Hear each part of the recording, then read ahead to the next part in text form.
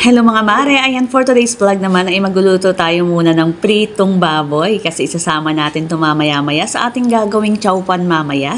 So ipapakita ko yung version namin ng chow fan.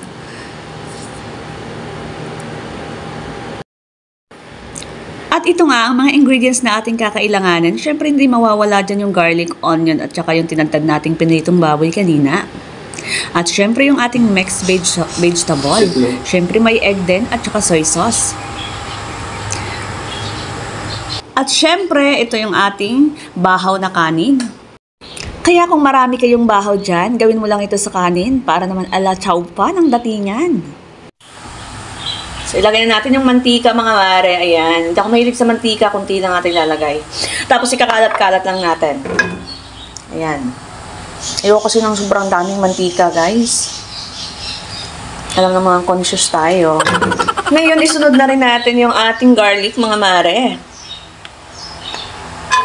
So, papupulahin natin to mga mare para naman na lumabas yung kanyang natural aroma. Ayan. Para talagang mabango. Ito medyo matagal dito pumula kasi non-stick to mga mare. Hindi to tulad ng mga stainless na napakabilis pumula ng bawang. Ayan. So, ayan mga mare. Brown na yung ating garlic. So, isusunod na natin yung ating sibuyas.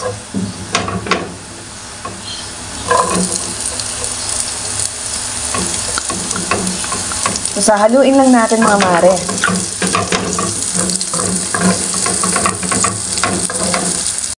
So, ihaluin lang natin mga mare hanggang pumula yung ating onion. So, isunod na rin natin yung ating egg.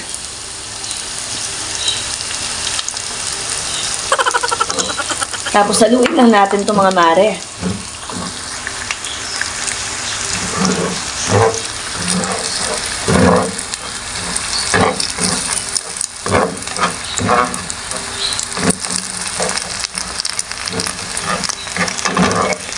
So, gagawa nga tayo ng chow pan mga mare, kaya kakailanganin natin mamaya ang toyo dito.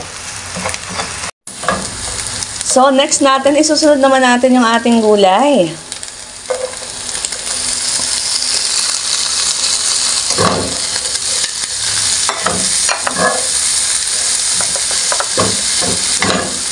Haluin nga lang natin.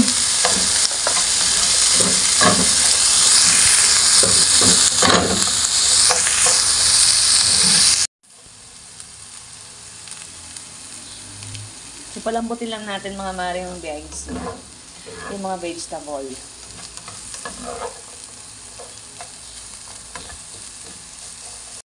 So, tatakpan muna natin mga mare para ma-steam siya. So, ayun mga mare, titingnan natin kung luto na. Wow! Ayan. So, luto na yung ating gulay. So, ilalagay na natin yung ating kanin. Halo-haloin lang natin ito ng konti. Bago natin ilagay yung ating kanin, ayan.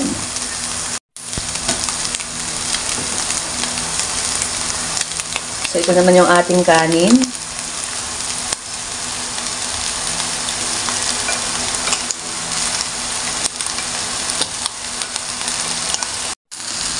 Haluin nga lang natin mga mare para mag-mix yung ating mga veggies at mga eggs sa ating kanin.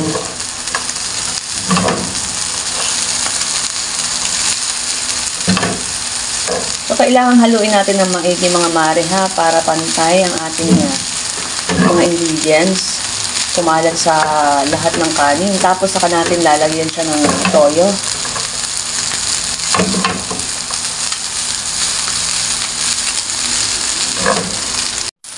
At ilalagay na nga rin natin mga mare yung ating toyo.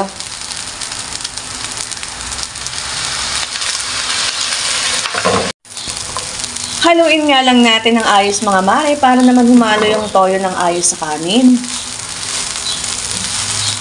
So ayan, isusunod na rin natin mga mare yung ating baboy. Ayan, isusunod na natin. So paikot natin lalagay yan. Ito yung ating pinrito kanina. Tapos haluin lang natin.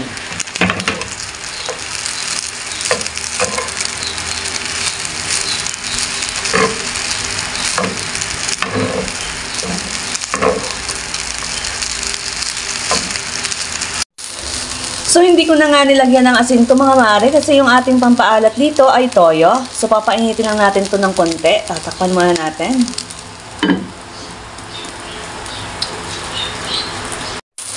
So, ayan na nga mga mare. Done cooking na tayo. Ayan. Hinahalo-halo ko lang ng konti. Ayan. So, ayan. Tapos na ang ating menu for today. Ayan, this is for breakfast mga mare. Kaya naman, thank you for watching mga mare. At kung may tanong kayo, pwede po kayong magtanong dyan sa comment section natin. Ayan. Please follow us po, Idols Kagala TV and Aklan Vlogs. Ayan po. So yummy. Ayan, kain tayo mga mare. At kung meron nga po pala kayong ibang version sa paggawa at pagluto ng chow pan, ay pwede po kayong mag-comment down below.